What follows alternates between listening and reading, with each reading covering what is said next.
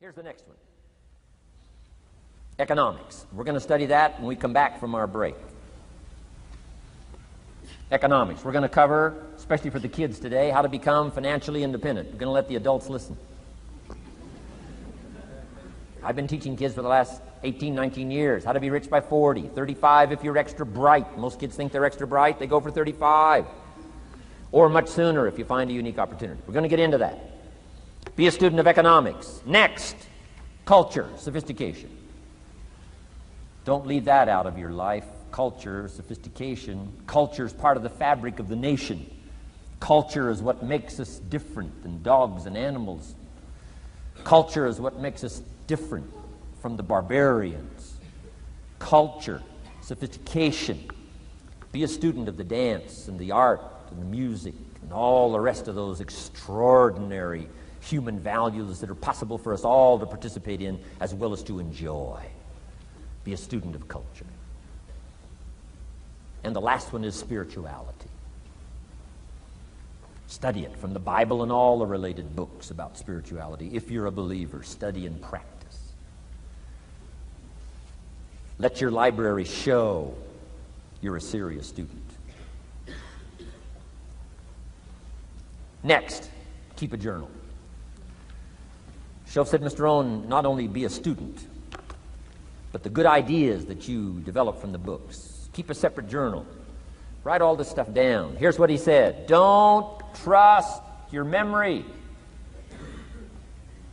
If you're serious about becoming wealthy and powerful and sophisticated and healthy, influential, cultured, unique,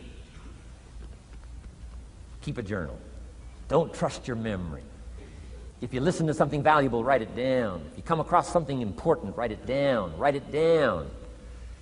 Now, I used to take notes on pieces of paper and torn off corners and backs of old envelopes and restaurant placemats and long sheets and narrow sheets and little sheets and pieces and thrown in a drawer. Found out, best way, keep a journal. I've been keeping these journals now since age 25.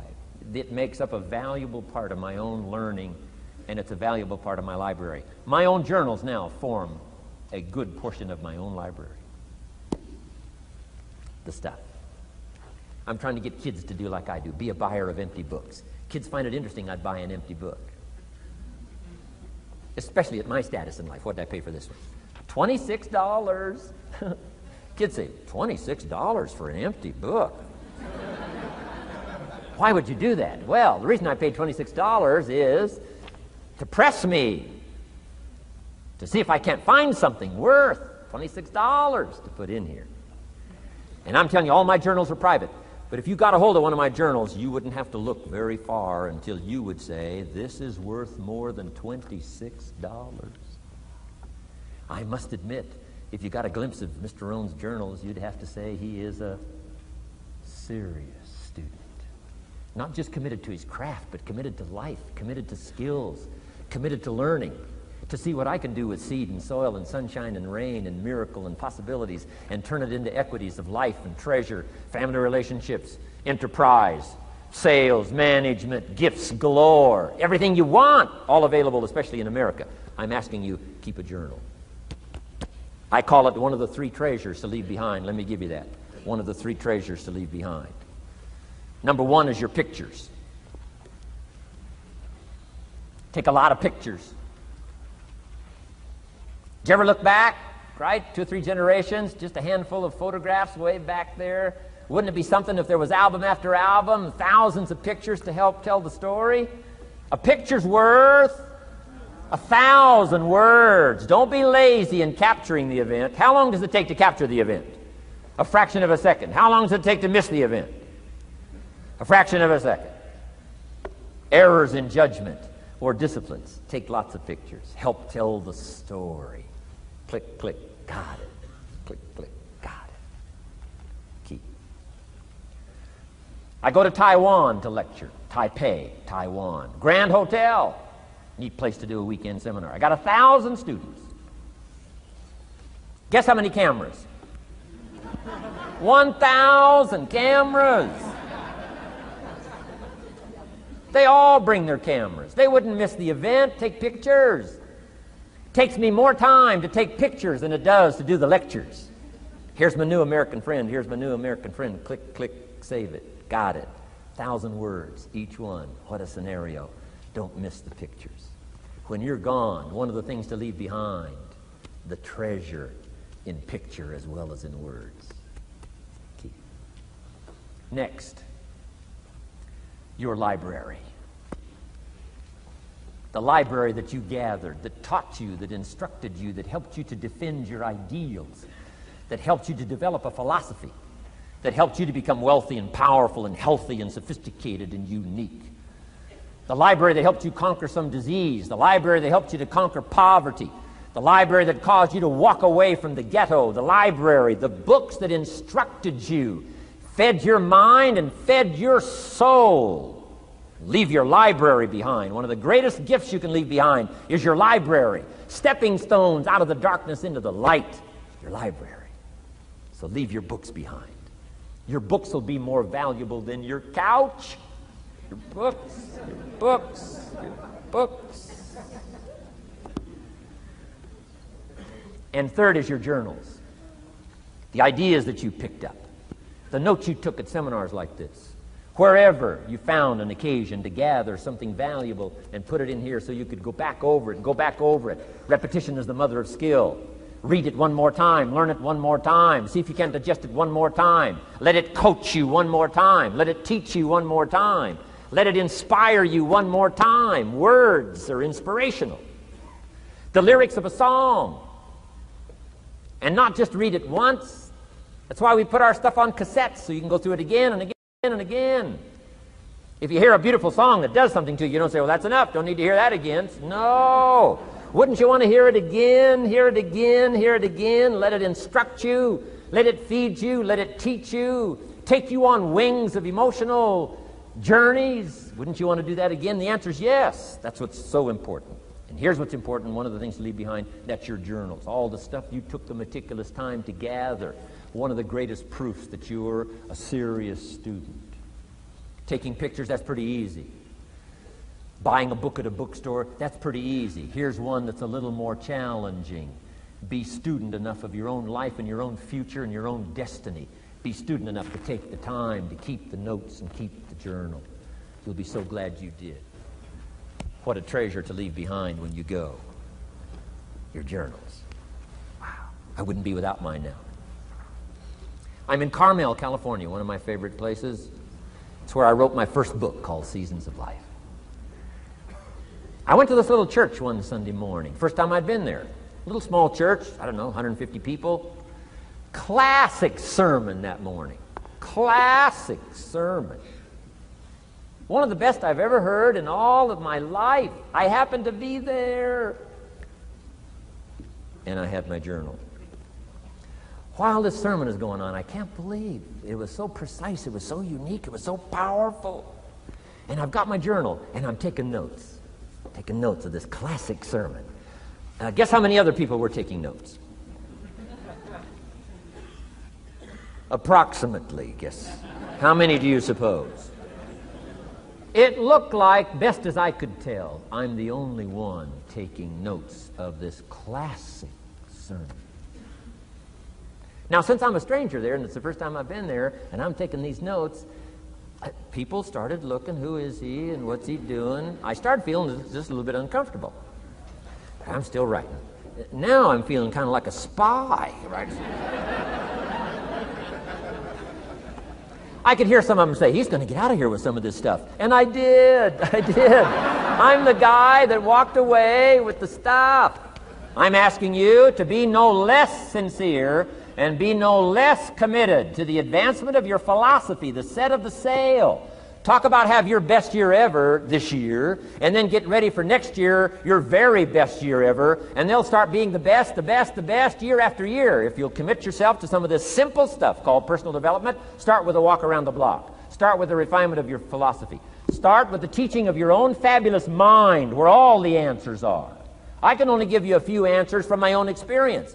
The rest of all the magical answers are within the confines of your own mind. But it takes the books, it takes the cassettes, it takes the videos, personal conversation, sermons, lyrics from songs, dialogue from the movie. Let your heart be stirred by words. Find ways to capture. part of your personal development quest. Now, here's the last subject on personal development just before we take our break. Isn't this good stuff? I'm telling you, this stuff changed my life. Turned me every way but loose. I've never been the same since the teacher gave me some of this simple instruction. How to go from where you are to where you want to go. How to go from what you are to what you want to become. How to go from pennies to treasure. How to go from nothing to fortune. It's all within the confines of this stuff that I've been trying to share with you. Laboring best I can. Words are clumsy when you try to in your experience. But I'm doing my best today, and I'm excited about it. Appreciate you taking all these good notes. Good students today. I appreciate that.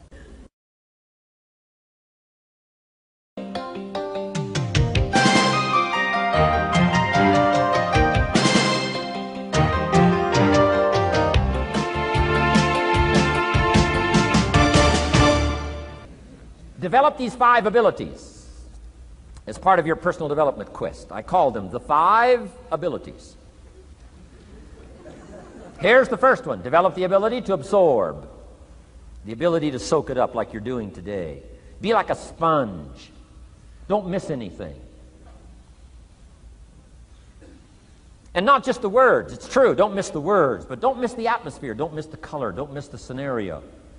Don't miss what's going on. Most people are just trying to get through the day. Here's what I want you to be committed to do. Learn to get from the day. Don't just get through it, get from it. Learn from it. Let the day teach you. Join the University of Life.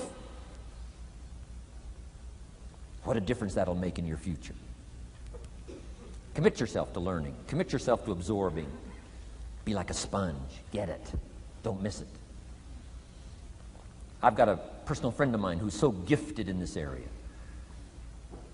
I think he has soaked up and remembers everything that's ever happened to him. He can tell you as a teenager where he was and what he did and what he said and what she said and how they felt and the color of the sky and what was going on that day. And the reason is because he gets it. He gets it. He gets it. I'm telling you, it's more exciting to have him go to Acapulco, come back and tell you about it, than it is to go yourself. He's unbelievable. He's got this extraordinary gift. And why is it? When he's there, he doesn't miss anything. Here's a good phrase for you to jot down. Wherever you are, be there. Be there to absorb it up. Be there to soak it up. Take a picture if you can. But take pictures of your mind. Let your soul and heart take pictures. Get it. Capture it. Absorb it. That's such an important ability to develop. The ability to get it. Don't miss it. Don't be casual in getting it. Key phrase. Casualness leads to casualties.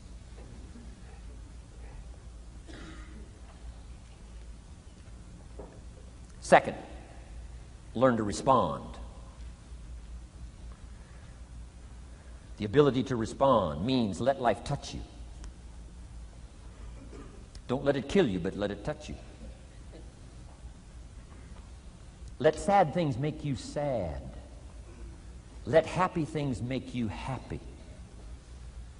I'm telling you, give in to the emotion. Let the emotion strike you, not just the words, not just the image. Let the feeling strike you. Let the emotion strike you. Here's what's important. Our emotions need to be as educated as our intellect. Our emotions need to be educated as well as our intellect. It's important to know how to feel. It's important to know how to respond. It's important to let life in. Let it touch you.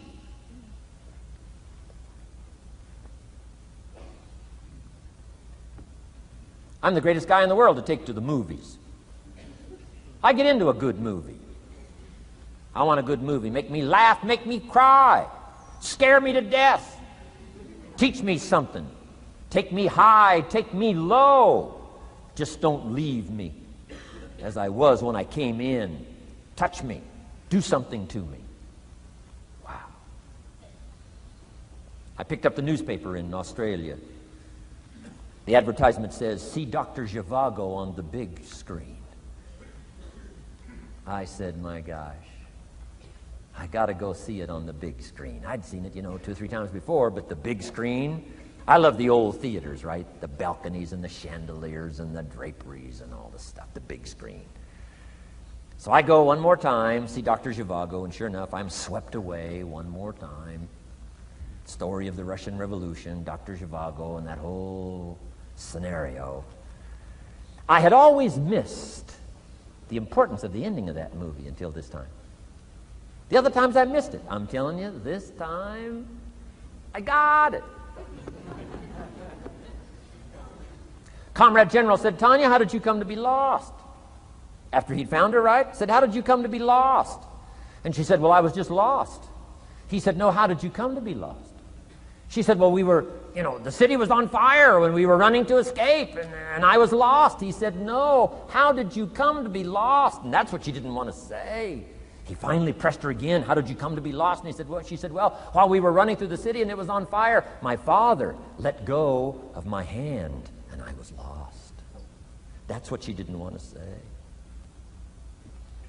Comrade General said, Tanya, that's what I've been trying to tell you.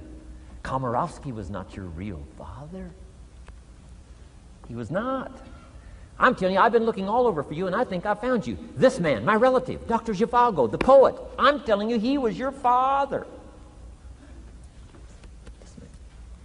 And Comrade General said, Tanya, I promise you this, if this man, your real father, had been there, I promise you, he would never have let go of your hand. And I got it. This time I got it. The other times I'm eating popcorn waiting for the movie to finish. I mean, this time I got it. I got it. I got it. I'm asking you to get it. Absorb and respond. Maybe you heard the story about the evangelist here in Texas way back in the horse and buggy days. Used to put up his tent in these various Texas towns and hold tent revivals. And he put up his tent. One of these towns expected a big crowd to come and hear him preach. And he got there first night of the tent revival, and he walked inside the tent. It was empty. And he thought, something must be wrong. He waited till 8 o'clock. Nobody showed up. He waited till 8:15. Not a soul. Finally, 8:30. One lone cowboy wandered up on his horse, tied his horse up outside, came in, sat down on the front bench, big empty tent. So the preacher thought, well, at least I better go down and talk to the cowboy. So he goes down and talks to the cowboy, and he says, Cowboy, I don't know what to tell you. He said, I'm the preacher, and this tent was supposed to be full of people. And he said, something's gone wrong. I really don't know what to do. I'm embarrassed. And he said, I don't know what to do. And the cowboy said, well, I'm not a preacher. I'm just a cowboy, so I can't tell you what to do. But he said, I know this, if I went out to feed my cattle and only one showed up, I'd at least feed it. So the preacher said, hey, the cowboy is right. If you've got a message to share, if there's one person or 1,000, don't let your ego get in the way. You should do the best you can. So he got kind of inspired by this conversation with the cowboy, jumped up on the platform, started preaching as if the tent was full of people. And he was so inspired, he just kept going, went for an hour and 15 minutes, hour and a half. Finally, wound down and quit. Come down off the platform, talked to the cowboy again, said, well, cowboy, what did you think of my sermon? The cowboy said, well, I'm not a preacher, so I can't really tell. I'm just a cowboy. But he said, I know this. If I went out to feed my cattle and only one showed up, I'd feed it, but I wouldn't dump the whole load on it.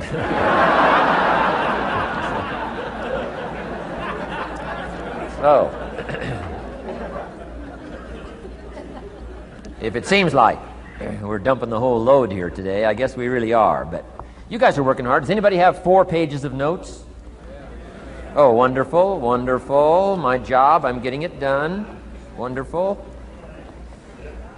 We should give a prize one of these days for the most notes. Fantastic. I congratulate you. You're working as hard as I am. I appreciate that. Okay, we got some more work to do, so let's go to work. Everybody's okay? Say, I'm okay. All right. I'd love to take you with me as my traveling audience. Wow. We've covered the first 2 abilities in the personal development quest. One is the ability to absorb, don't miss anything, pay attention. Good watchword for the 90s, pay attention. Things are moving so fast these days, you got to pay attention, pick it up, soak up the colors, soak up the sounds, soak up what's going on. Second, respond, let life touch you. Let the emotions affect you as well as the sights. Now here's the third ability. Develop the ability to reflect. Reflect means go back over. Study it again. Go back over these notes that you're taking today. Go back through the cassettes one more time. Read the text one more time. But there's more to it than that. Go back over your day. I call it run the tapes again,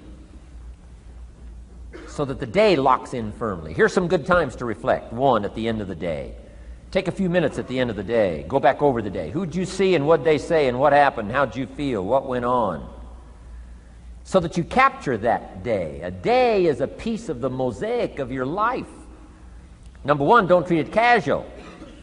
Number two, get from the day. And then number three, go back over the day so that it locks in that experience, the knowledge, the sights, the sounds, the panorama, the color, motion, picture of the day. Just lock it in so that it will serve you for the future, having that day, not missing it. Next, take a few hours at the end of the week, called time to reflect. Go back over your day timer, go back over your calendar, go back over your appointment book. Where did you go and who did you see and how did it feel and what went on? Capture that week. A week is a pretty good chunk of time. Next, take half a day at the end of the month, called time to reflect. And do the same thing again. Go back over what you read, go back over what you heard, go back over what you saw. Go back over the feelings to capture it so that it serves you. Next, take a weekend at the end of the year to establish this year now firmly in your consciousness, firmly in your experience bank, so that you've got it, so that it never disappears.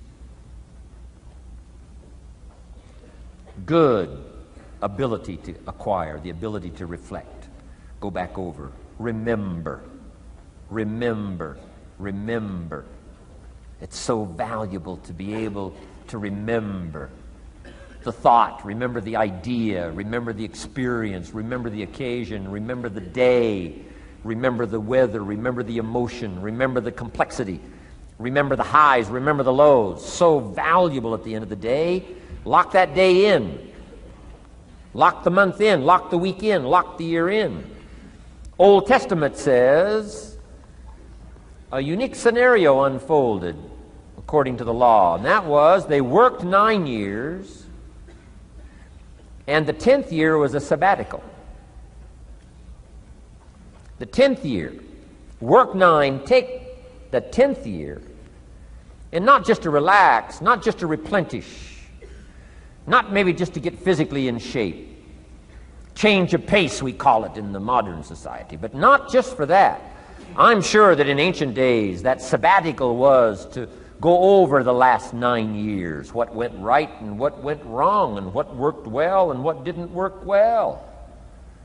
And how did you grow, and how did you learn, and how did you change, and what have you got now after 9 years that you didn't have at the beginning of the 9 years? See, that's so valuable, a sabbatical, some time. There's also something to be said for solitude when you reflect. Sometimes you can reflect with somebody. Husband and wife reflect on the past year, right? Parents reflect with their children on the past year. How did we do it, and how didn't we do it, and how could we improve? Colleagues can reflect with each other. But now here's one of the most important. You got to learn to reflect with yourself. There's something to be said for solitude. There's something to be said for taking those occasions to shut out the world and shut out everything else for a while. I've got a motorhome. That's how I do it. With my motorcycle on the back. And I head for the mountains and ride the Jeep trails, where there's very few human beings. on the Jeep trails or out in the desert somewhere. It's called my time to get away. When you live a very public life, you treasure solitude. A chance to reflect, go back over my life, go back over my skills, go back over my experiences. Alone. There are some things you need to do alone. Ponder, think, wonder, read, study, absorb, soak in. See if you can't become better this year than you were last year, better the next 9 than you were the first 9.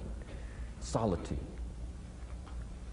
There's even a more modern advice that says, go to the closet for time of meditation, time of prayer. Go to the closet. Closet meaning what? Away. And there's even a graphic description of the away. It said, enter into your closet and what? Got some students here, I'm sure. What? Close the door. For what? Just to shut out everything. Life is experience, and touching and seeing and looking and doing and acting and disciplines and all the stuff. But sometimes, this is where this reflecting is so important, to shut the door. Just shut the door and wonder. Prayer, contemplation, thinking, and let things move in to your consciousness and awareness that no other way can it be done. Right? Flying down the freeway, I'm telling you, it's difficult to get through. So many things to do, it's difficult to get through. But times of solitude, times to reflect. So this is so valuable, learn to reflect. Now here's why it's important to reflect.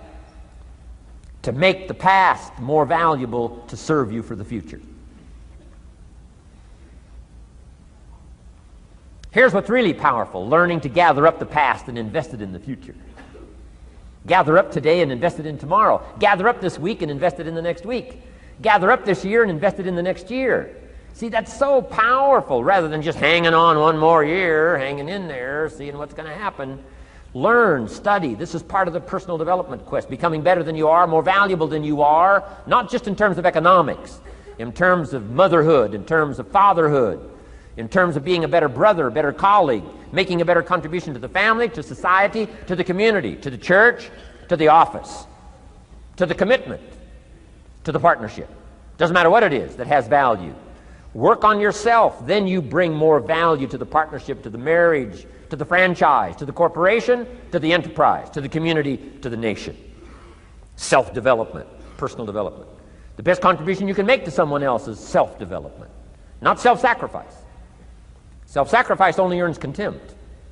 Self-development earns respect. Pity the mother who says, I'm just going to give up my life for my children. Self-sacrifice is not noble. Self-investment is noble from self-development. If I work on myself and become more valuable, think of what that'll do for our friendship. I used to use the old expression, you take care of me and I'll take care of you. I found out how shallow and short-ended that was.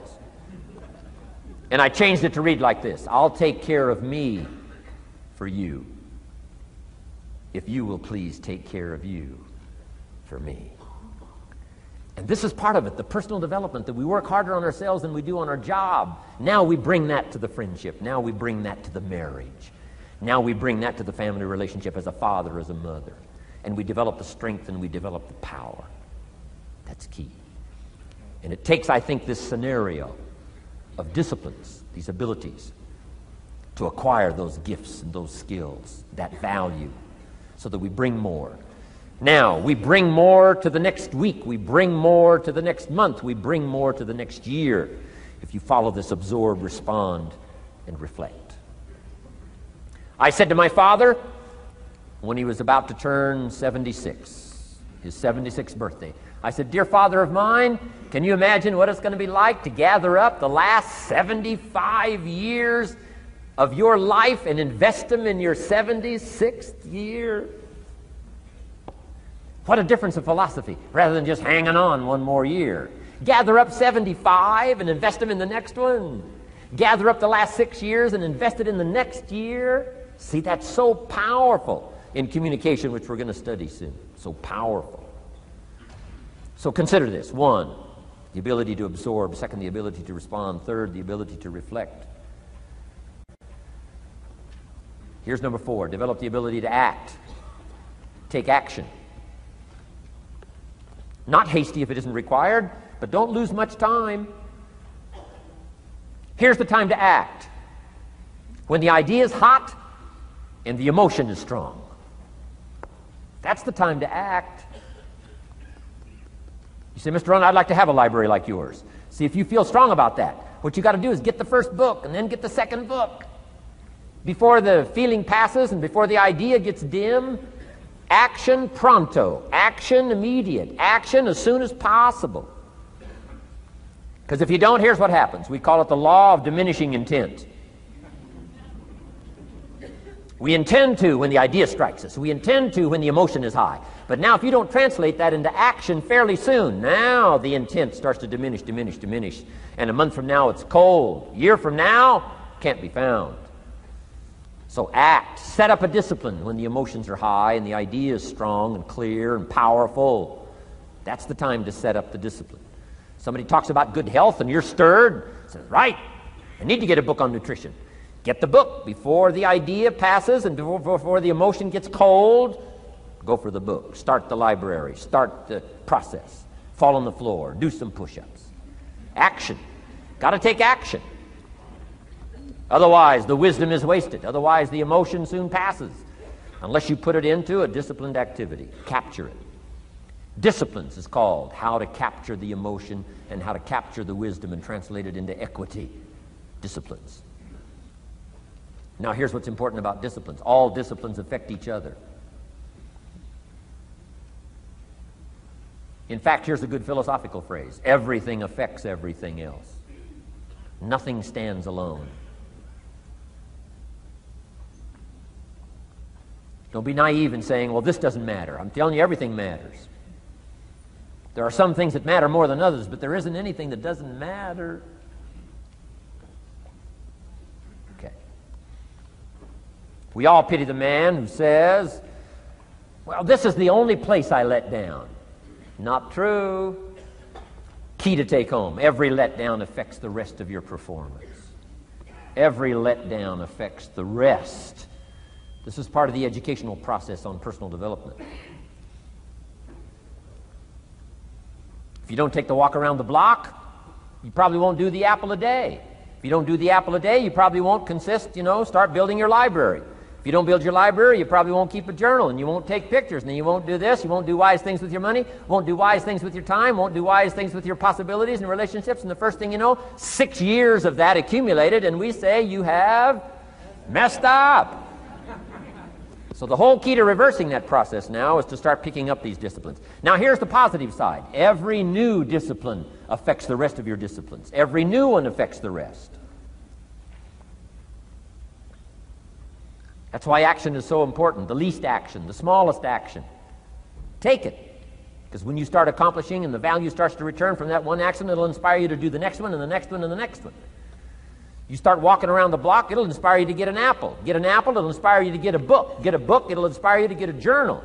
Get a journal, it'll inspire you to grow, develop some skills. All disciplines affect each other. Every lack affects the rest. Every new affects the rest.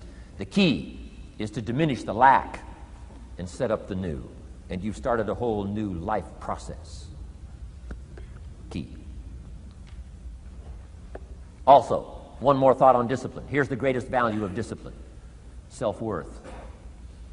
Self-esteem. People are teaching self-esteem these days, but they don't connect it to disciplines. The least lack of discipline, and it starts to erode our psyche. One of the greatest temptations is to just ease up a little bit, right? The slightest lack of doing your best starts to erode the psyche. Instead of doing your best, doing just a little less than your best. Sure enough. You say, well, it's just going to affect my sales. No, it's going to affect your consciousness. It's going to affect your philosophy. Now you've begun in the slightest way to affect your own philosophy. Here's the problem with the least neglect. Neglect starts as an infection. And if you don't take care of it, it becomes a disease. And one neglect leads to another. And the worst of all, when neglect starts, it diminishes our self-worth, our self-confidence, our self-value. You say, well, how can I get back my self-respect? I'm telling you, you don't have to go to 29 classes. All you have to do is start the smallest discipline that now corresponds to your own philosophy, like I should, and I could, and I will. No longer will I let neglect stack up on me so that I will have the sorry scenario 6 years from now, giving some excuse instead of celebrating my progress. That's the key to discipline. Okay? Let's get kids involved in the least of disciplines. One more, and then one more, and then another one, and then another one, and then some more. And the first thing you know, you're starting to weave the tapestry of a disciplined life into which you can pour more wisdom and more attitude and more strong feeling, more faith and more courage. Now you've got something, a vessel in which to put it. And now the equities start to flow. And the early return, I'm telling you, if you'll start this process, the early return will have you so excited. You'll commit yourself to this strategy for the rest of your life.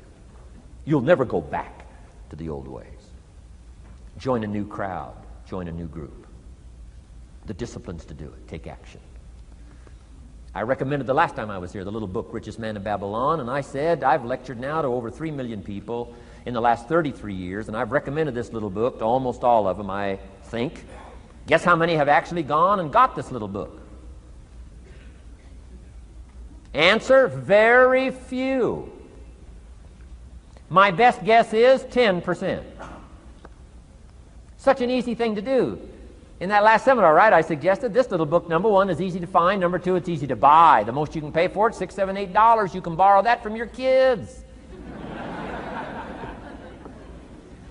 And number three, it's easy to read. It's in story form. That's why I use it for teenagers, teaching them how to be rich by 40, 35, if you're extra bright, much sooner, if you find a unique opportunity. But if it's easy to find and easy to buy, and if it's easy to read, why wouldn't everybody go get it? We don't know. What do you know? You don't know. I don't know. Nobody knows. Here's how profound it is. Some do and some don't. Now here's the numbers. About 10% do. 90% don't or won't. And we don't know the mystery of that. And I'm telling you, 10 years from now, those numbers will still be the same. 10% will, 90% won't. The numbers don't change. Only the faces change. You're looking at one of the faces.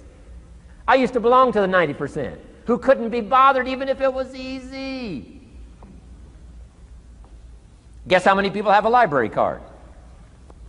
Wisdom of the world available. Transform your life in any value amount you want.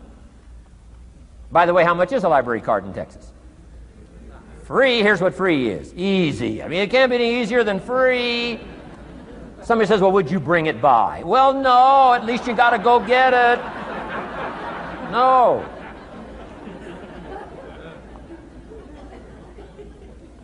Wisdom of the world available. Transform your life spiritually, socially, personally, economically, and every other way. Teach you how to be rich and powerful and sophisticated and healthy, influential. How many people have a library card? Answer, 3%. 97% couldn't be bothered. Guy specializes in happy hour, but he doesn't have a card. And now readily and quickly blames the government and blames his company and blames policy and blames the pay scale.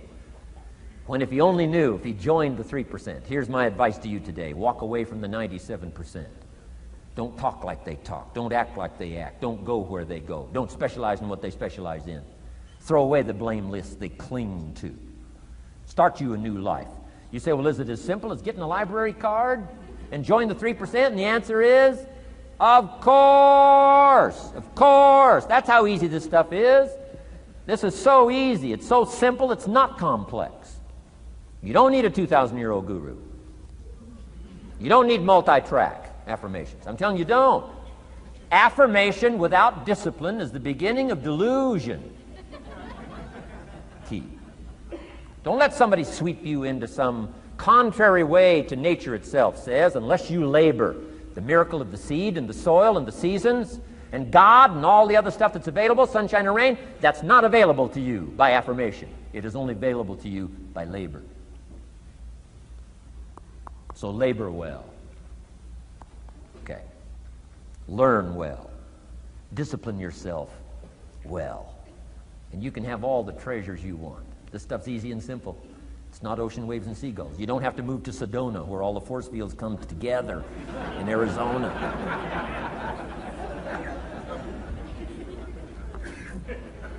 Let's teach our kids the simple ways to transform their health, number 1.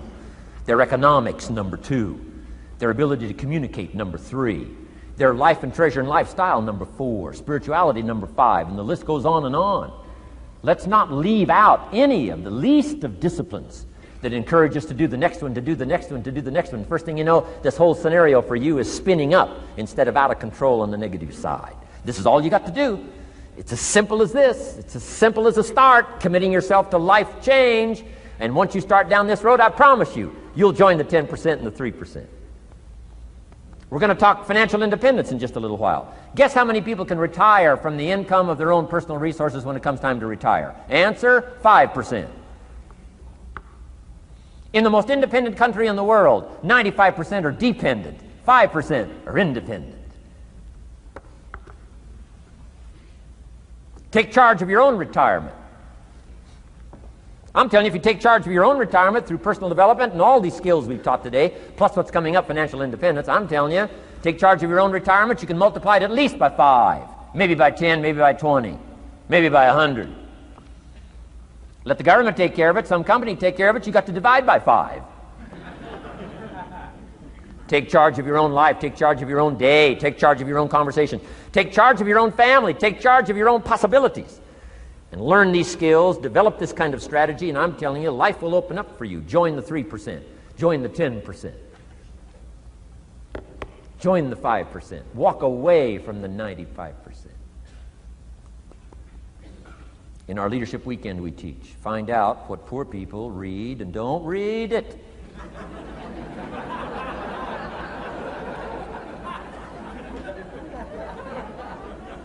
I'm telling you, don't talk like they talk.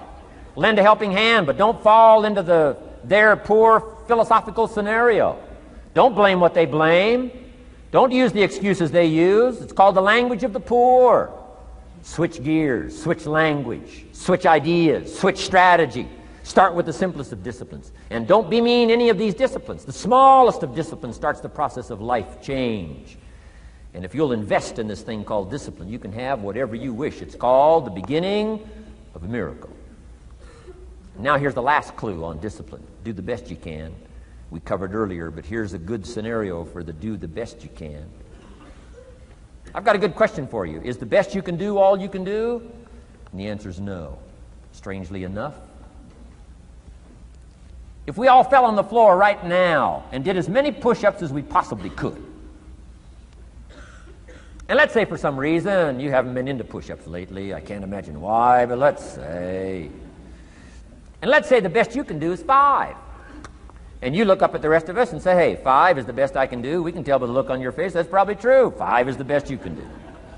Now, is 5 all you can do? The answer is no. If you rest a little, you can do 5 more. Wow. And if you rest a little, you can do 5 more. And if you rest a little, you can do 15 more. How did we get from 5 to 15? It's a miracle.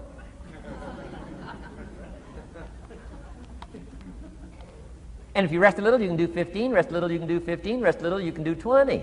How did you get from 5 to 20? It's a miracle. Did you know you can keep doing that? Do a little more, rest a little, do a little more, rest a little, and finally get up to 50 push-ups? Is it possible to get up to 50 push-ups? Of course. How do you go from 5 to 50? It's a miracle.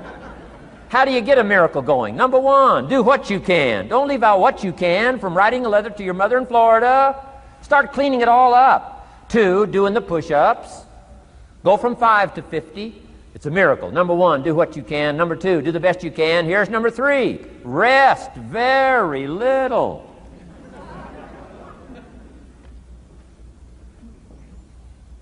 Don't rest too long. Why? The weeds take the garden. Kids have got that figured out. You can't rest too long. Here's the clue. Make rest a necessity, not an objective. The objective of life is not to rest. The objective of life is to act. Think of more disciplines. Think of more ways and means in which to use your own wisdom and your own philosophy, and use your own attitude, your own faith, your own courage, your own commitment, your own desires, your own excitement. Invest it, invest it, invest it, invest it in discipline so that it's not wasted. The smallest of discipline. Thereby transform your life. Join the 5%, join the 10%, join the 3%. Guess when I went and got this little book, Richest Man in Babylon? The same day I heard about it. I went and got it. Somebody says, well, Mr. Rohn, does that make you different than most other people? And the answer is yes. Somebody says, well, why is that? We don't know. We don't know. What do you know? You don't know. I don't know. None of us knows. Some do and some don't. The numbers don't change. Only the faces change. From those who get in on a seminar like this, listen to a dynamic sermon, read a book, listen to some cassettes, take seriously the next conversation of a friend who wants to level with you, and do something about it. And you can walk away from the 97% and not live there anymore. Because if you don't, the next 6 years of your life will be like the last 6. Mr. Shove said to me, Mr. Rohn, 6 years now you've been working. I'm telling you, the next 6 years of your life is going to be like the last 6 unless you take advantage and start making these personal changes. I made the changes, totally revolutionized my life. So take a look at the next 5 years of your life. It's going to be like the last 5 unless you change. And if you will change, everything will change. Join the 5%. 10 years from now, the numbers are going to be the same. But I'm telling you, some faces in this audience can change and start showing up in the 3% crowd, in the 5% crowd, in the 10% crowd, and thereby dynamically affect your life and your future. Develop these strengths. Now here's the last ability. Develop the ability to share. Pass along to someone else. If you've picked up a good idea today, pass it along. Don't let it stay. Pass it along.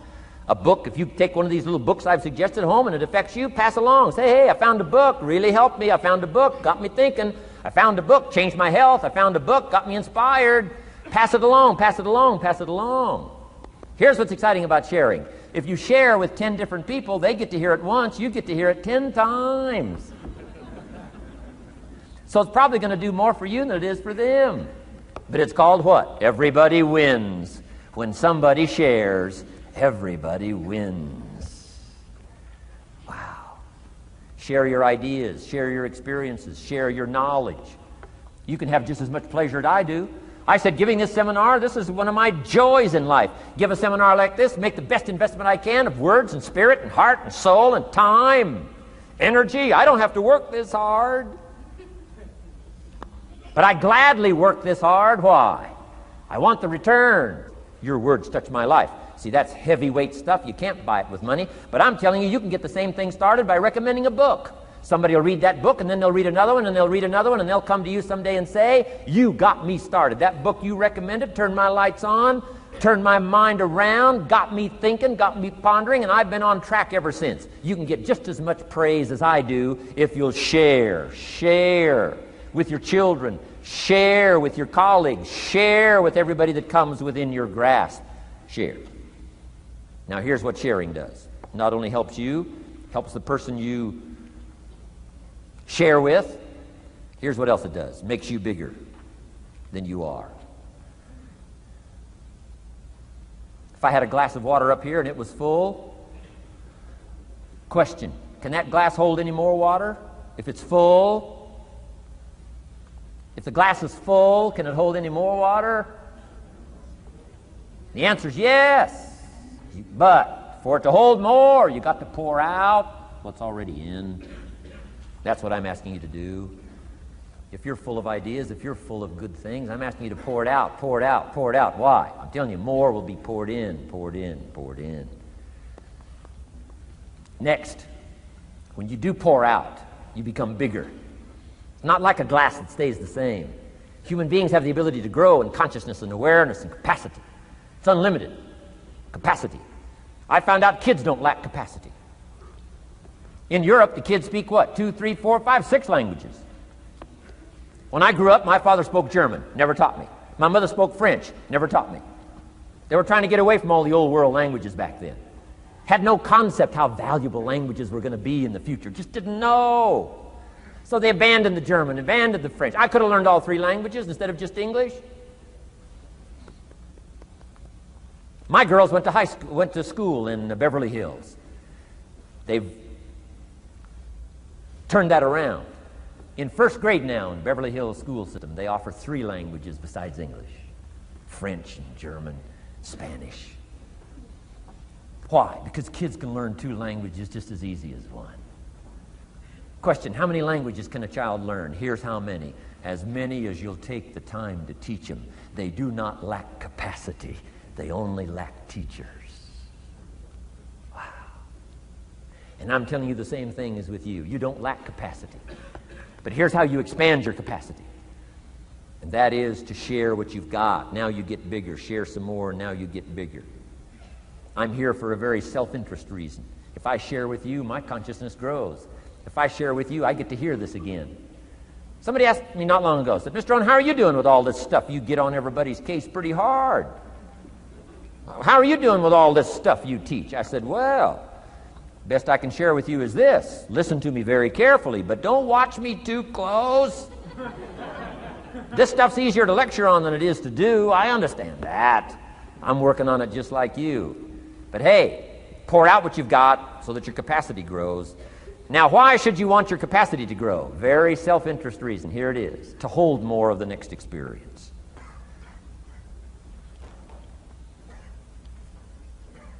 You mean to tell me that sitting in this audience, some people will get more out of it than others? And the answer is yes. If you haven't been into expanding your own capacity lately, you might not get much from this seminar. But if you've been into expanding your capacity, and you've been sharing, and you've been doing all this stuff, I'm telling you, no telling what all this could mean to you today, this chance to grow, change, develop, absorb, take in. I'm asking you to expand and grow so you can hold more of the next experience. Some people can't be very happy. You could pour happiness out on the whole world. Some people can't be very happy. Why? They're not big enough. If you're small, you don't get much. Small in comprehension, small in the ability to think and wonder, small in appreciation, no matter how much is poured out. Prosperity can be poured out on the whole country. Some people don't get much. Why? They're too small in their thinking, too small in their ability to share, have not expanded to their full capacity. Don't be like that. Now, some people aren't going to get much because they've got their cup turned upside down. You couldn't put anything in. Learn to share. It's a glorious, glorious experience. Okay, enough on personal development. Let's cover now setting goals. Let me show you something that turned me every way but loose. I've never been the same since I found out about it. Learning how to set goals.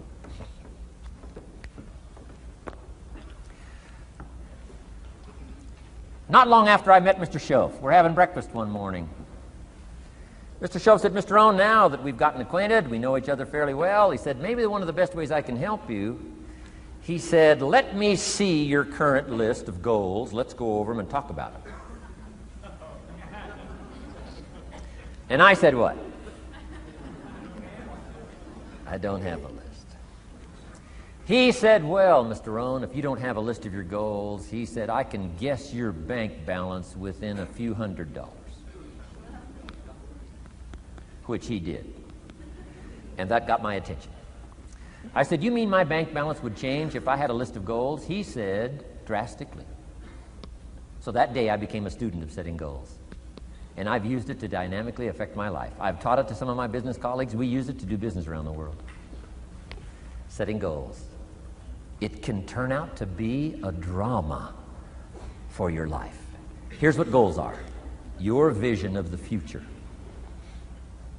Your vision of the future. Now, there's 2 ways to face the future. One, with apprehension. Number 2, with anticipation. Guess how most people face the future? With apprehension. Why? Major reason why. They don't have it well designed. They've left the design of their future to somebody else. And if you don't make plans of your own, guess what? You'll probably fall into someone else's plans. Guess what someone else may have planned for you? Not much. You got to make a list of this not much stuff. I'm telling you, people all their lives count on this not much list. If all of your negative relatives all turn positive, what will that do for your future? Not much. If prices come down a little, what will that do for your future? Not much. If the economy gets a little better, what will that do for your future? Not much. If circumstances get a little better, what will that do? Not much. If the weather gets a little better over the next few years, that'll do. Not much. I mean, you could go right down this whole scenario list. Most people all their lives, with their fingers crossed, count on this not much list. That's why 10 years from now, they'll be driving what they don't want to drive, living where they don't want to live, wearing what they don't want to wear, doing what they don't want to do, having what they don't want to have, maybe become what they didn't want to become. And it all starts by counting on something that's not going to count much. You say, well, then how can my life dramatically change? You got to count on yourself. And here's one of the things you got to count on: your ability to design the future. It's called the promise. And the promise of the future, if you'll design it well, can have an awesome effect on your life. But if you face the future with apprehension, you'll take hesitant steps all day, uncertain steps all day. And if you take uncertain steps all day for 6 years, you can imagine how empty your life can be. We've got to help our kids with the promise of the future. Now here's what's connected to the promise: the price. The price to pay. But I'm telling you, the price is easy if the promise is clear. One of the better notes to make for today. The price is easy if the promise is clear and powerful. But the price seems almost too much to pay, too much to get over, too much to accomplish if the promise isn't clear, if the promise isn't powerful. I'm telling you, kids will pay the disciplines if they can see the promise. One of our biggest challenges as parents in the 90s is to help our kids see the promise of the future. That's why I'm teaching financial independence, how to become wealthy and powerful and sophisticated and healthy and unique. All of the stuff kids would hope to go for. It's all possible. This is America. That's the promise of the future. The price, a few simple disciplines practiced every day. And I'm telling you, the kids will pay the price of the simple disciplines if they can see the promise of the future. But if they can't see, they don't want to pay. And the same is true of all of us. We will pay the most extraordinary disciplines if we can see the promise of the future, called setting goals. So I'm asking you to get a handle on the future. I'm asking you not to leave it to anyone else. Don't leave it to the company. Companies got their own goals. I'm asking you to set your own goals, your personal goals. Income goals and financial goals and health goals and spiritual goals, and where do you want to go and what do you want to do and what do you want to see and what do you want to be. That's it. Promise of the future. Design your own future. It's within your hands and your capacity to do so. Here's how simple now goal setting is. It's not mysterious. You don't have to anchor, you don't have to focus, you don't have to visualize, none of that stuff. Here's how simple goal setting is. Changed my life. Decide what you want and write it down. I mean, that's how profound this stuff is. Decide what you want and write it down. Make a list. Where do you want to go? What do you want to do? What do you want to see? What do you want to be? What do you want to have? What do you want to share? What projects would you like to support? What would you like to be known for? What skills would you like to learn? Some extraordinary things you'd like to do, ordinary things you'd like to do, right? Silly little things you'd like to do, very important things you'd like to do. Decide on all that stuff and write it down, write it down, write it down. That's how simple this stuff is. And it's your own private list. If it's really private, you know, on your list, put some stuff in code where nobody can understand it if this list fell into unfriendly hands. Okay. And simple things, whatever. Foolish things, doesn't matter. It's your list. I had a little revenge on my first list. Budget finance, who used to harass me. I got 2 or 3 payments behind. This one guy called incessantly. Said, we're going to come get your car, drag it rear end up down the street in front of your neighbors. Put me down something fierce. When I met Shof, got my life straightened out, one of the first things on one of my lists was budget finance. And when I finally got the money, I needed a little drama. in my life. Finally got the money to pay them off. I put it in small bills in a big briefcase. Walked into the budget finance office on Wilshire Boulevard in Los Angeles. The guy who harassed me so often, his desk was about 3 back. I opened the door, walked in, right up to his desk, stood right in front of him, never said a word. He said, "Well, what are you doing here?" Didn't say a word. I opened up this briefcase, dumped this pile of money all over his desk. I said, "Count it. It's all there.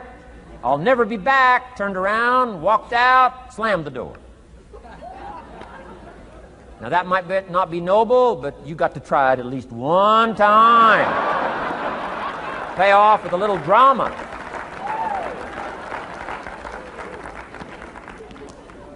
Got to check them off my list. Keep your list with you. I keep my list in my journal so that I can go back. 5 years ago, here was my list. And I'm a little embarrassed. Here's what I thought was so important now. How my philosophy has changed. From 10 years ago, 5 years ago, 3 years ago.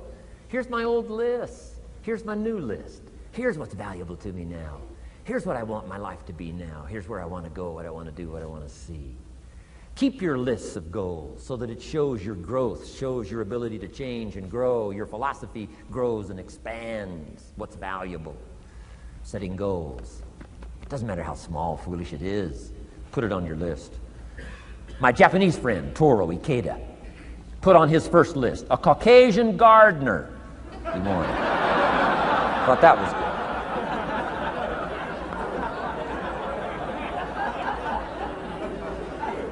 I like that. Have you got this profound thing now on setting goals? Here's how profound it is. Decide what you want and write it down. Get together with your wife, decide. Get together with your kids, decide. Get together with your business colleagues, decide. Write it down. Make a list. Okay, that's how easy it is.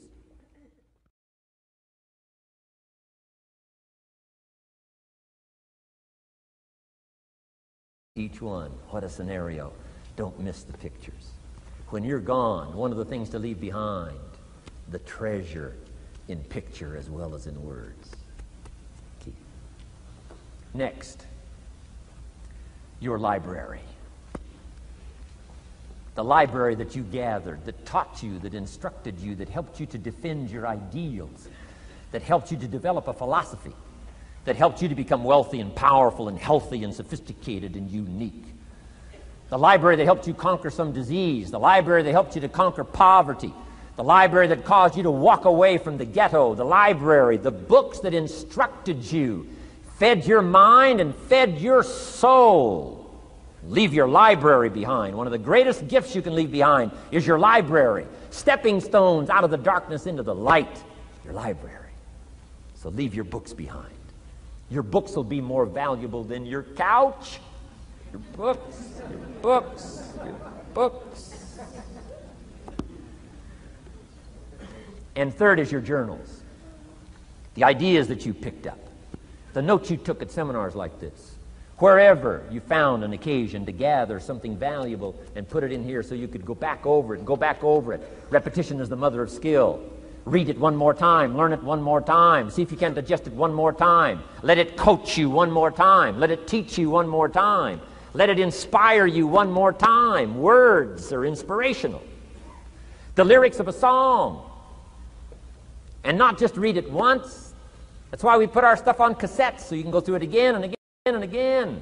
Now, here's what he said. Don't trust your memory. If you're serious about becoming wealthy and powerful and sophisticated and healthy, influential, cultured, unique, keep a journal. Don't trust your memory. If you listen to something valuable, write it down. If you come across something important, write it down. Write it down. Now, I used to take notes on pieces of paper and torn off corners and backs of old envelopes and restaurant placemats and long sheets and narrow sheets and little sheets and pieces thrown in a drawer. Found out, best way, keep a journal. I've been keeping these journals now since age 25. It makes up a valuable part of my own learning, and it's a valuable part of my library. My own journals now form a good portion of my own library. The stuff. I'm trying to get kids to do like I do, be a buyer of empty books. Kids find it interesting I'd buy an empty book. Especially at my status in life. What did I pay for this one? $26. Kids say, $26 for an empty book? Why would you do that? Well, the reason I paid $26 is to press me, to see if I can't find something worth $26 to put in here. And I'm telling you, all my journals are private. But if you got a hold of one of my journals, you wouldn't have to look very far until you would say, this is worth more than $26. I must admit, if you got a glimpse of Mr. Rohn's journals, you'd have to say he is a serious student. Not just committed to his craft.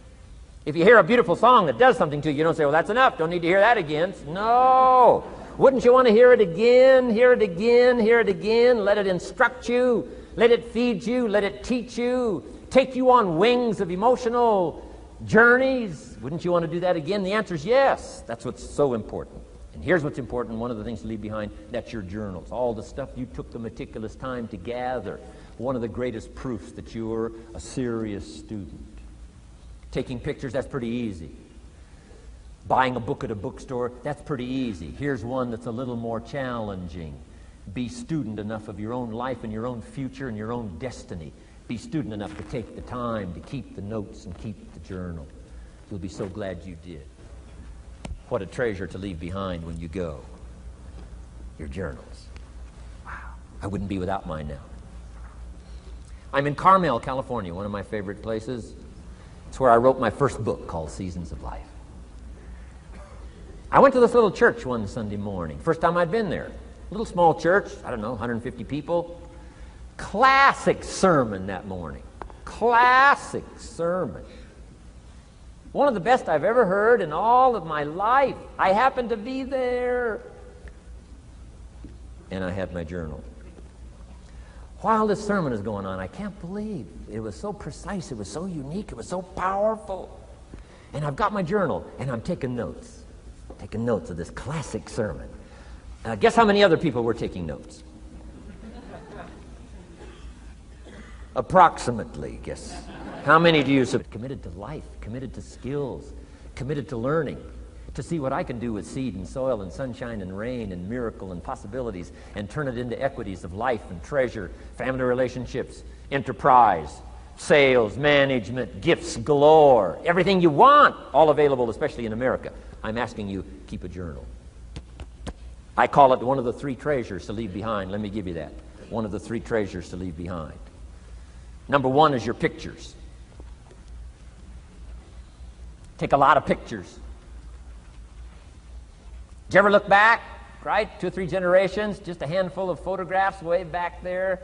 Wouldn't it be something if there was album after album, thousands of pictures to help tell the story? A picture's worth 1,000 words. Don't be lazy in capturing the event. How long does it take to capture the event? A fraction of a second. How long does it take to miss the event? A fraction of a second. Errors in judgment or disciplines. Take lots of pictures. Help tell the story. Click, click, got it. Click, click, got it. Keep. I go to Taiwan to lecture. Taipei, Taiwan. Grand Hotel. Neat place to do a weekend seminar. I got 1,000 students. Guess how many cameras? 1,000 cameras. They all bring their cameras. They wouldn't miss the event, take pictures. Takes me more time to take pictures than it does to do the lectures. Here's my new American friend. Here's my new American friend. Click, click, save it. Got it.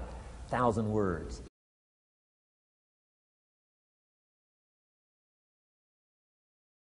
Here's the next one. Economics. We're going to study that when we come back from our break. Economics. We're going to cover, especially for the kids today, how to become financially independent. We're going to let the adults listen. I've been teaching kids for the last 18, 19 years how to be rich by 40, 35 if you're extra bright. Most kids think they're extra bright. They go for 35. Or much sooner if you find a unique opportunity. We're going to get into that.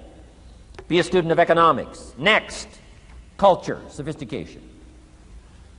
Don't leave that out of your life. culture, sophistication. Culture is part of the fabric of the nation. Culture is what makes us different than dogs and animals. Culture is what makes us different from the barbarians. Culture, sophistication. Be a student of the dance and the art and the music and all the rest of those extraordinary human values that are possible for us all to participate in as well as to enjoy. Be a student of culture. And the last one is spirituality.